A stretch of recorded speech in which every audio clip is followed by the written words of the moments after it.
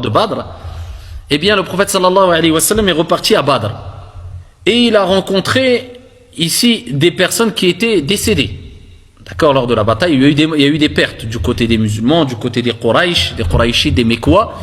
Et le prophète sallallahu alayhi wa sallam, comme il le relatait dans Sahih al-Bukhari, s'est adressé aux morts. Et il leur a dit alayhi salatu wa salam, dans le sens, si vous aviez obéi à Allah tabaraka wa ta'ala, eh bien vous auriez été réjouis. Et il dit, nous on a trouvé ce que Allah tabaraka wa ta'ala nous a promis.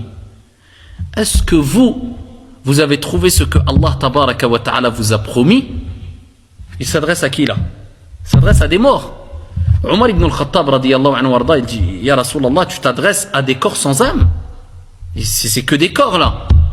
Et le prophète sallallahu alayhi wa sallam, dans le sens, il dit, ils entendent mieux si ce n'est plus, ou autant si ce n'est plus que vous. Ils entendent. Alors de là, les savants ont divergé. Parmi les textes qui ont provoqué la divergence des savants, concernant le fait que les morts peuvent ou ne peuvent pas entendre, eh bien, il y a ce texte-là. Alors certains savants, et ce n'est pas la majorité, et parmi eux Ibn al-Qayyim rahmatullahi alayhi, d'autres, ils disent que les morts entendent les vivants.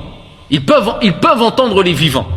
Ils ont utilisé ce texte-là, et ils ont utilisé d'autres textes, comme dans le hadith rapporté par Al-Bukhari ou Muslim fi Sahihayn, où le prophète sallallahu alayhi wa sallam a dit que les morts, quand ils sont enterrés, après l'enterrement, eh bien, ils entendent le bruit des souliers des personnes qui rebroussent chemin.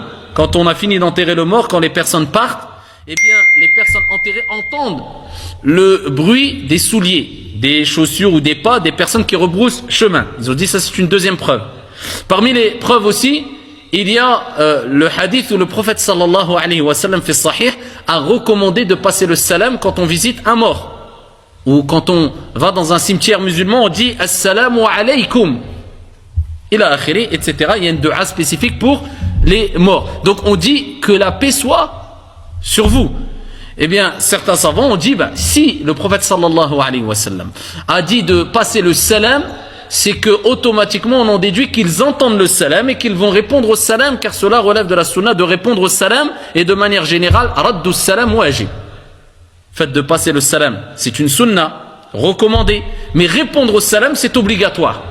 Donc ils disent, et d'autres textes, ils utilisent cela pour dire que les morts peuvent entendre les vivants, et de plus, alors dans certaines situations, comme par exemple quand tu visites un cimetière ou une tombe, le mort peut t'entendre. Et aussi certains savants ont été jusqu'à dire, comme As-Suyuti et d'autres, ils ont rapporté des athars pour dire que non seulement le mort peut entendre les vivants, mais en plus de cela, il ressent la température de l'eau que tu vas utiliser quand tu le laves, et il sait qui est la personne qui va le laver. Et il rapporte à Suyuti et d'autres, comme Ibn al-Qayyim et d'autres, que quand la personne décède, il est accueilli à un certain moment, il est accueilli par ses bien-aimés, ses proches, les gens de sa famille, qui l'accueillent et qui lui rapportent ce qu'ils ont laissé derrière eux, c'est-à-dire les nouvelles situations que les morts, ou dont les morts n'en ont pas eu connaissance. Il pose la question, la personne qui est décédée, aux personnes qui l'ont rejoint, qui viennent de décéder, en disant, et un tel, qu'est-ce qu'il a fait, qu'est-ce qu'il est devenu, est-ce qu'il s'est marié, concernant les proches de sa famille. Et donc il y a la majorité, Al-Jumhur, considère que non, les morts ne peuvent pas entendre. Et ça c'est l'avis de Aïcha radiyallahu anha wardaha, Ibn Abbas, Al-Ahnaf, etc. Et ils utilisent plusieurs textes, dont le verset coranique où Allah tabaraka wa ta'ala dit innaka la tusmi'ul mauta. Tu ne peux pas faire entendre les morts. Mais les autres ont répondu en disant non, quand Allah Jalla wa ala parle de tu ne peux pas faire entendre les morts, eh bien c'est ceux qui sont morts pas physiquement, mais c'est les personnes qui ont le cœur mort. C'est-à-dire les gens qui sont ils agissent avec une telle désobéissance qu'ils ont un cœur mort, et Dieu parle des gens qui ont le cœur mort. Et ça c'est le tafsir qui a été donné entre autres par l'imam Al-Qurtubi et d'autres. Ala kulli hal, les savants divergent.